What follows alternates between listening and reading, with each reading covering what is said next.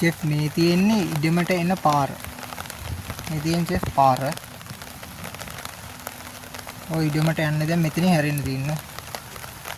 මෙතනින් හැරලා ඔය තියෙන ඉඩම. කියන්නේ මෙතනින් ගෙවල් 3කට විතරයි මේ පාර තියෙන්නේ. දැන් මේ තියෙන ඉඩමටයි මේ ඉතින් ගෙවල් දෙකකින් මේ පාර ඉවරයි. මේක අඩි 12 පාර. මෙතන ගෙවල් 3යි. මේ ලෑන්ඩ් එකත් එක්ක ගෙවල් දෙකයි තියෙන්නේ. එකක් මගේ නංගිගේ අනිත් එක්කෙනාගේ. මේ දැන් මේ හැරෙන්නේ ඉඩමට කියලා.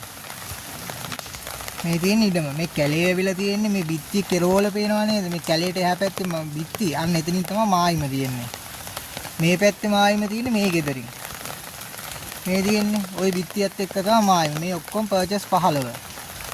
මේ තියෙන්නේ මේ මෙහෙම කෙලින් තමයි එන්නේ. මේ මායිම මේ ඉඩමේ මායිම මෙහෙම කෙලින් ඇවිල්ලා ඕහොම ඇවිල්ලා ඔන්න මෙන්න මෙතනින් ඉවර වෙන්නේ කියන්නේ. මෙන්න මේ කෙලින් ඉවර වෙන්නේ මේ ගෙදර කෙලින්.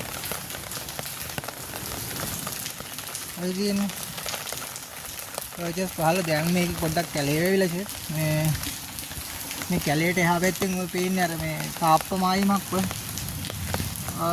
ඔය තුන් පැත්තකින් ඇහිලා තියෙන ඉඩම.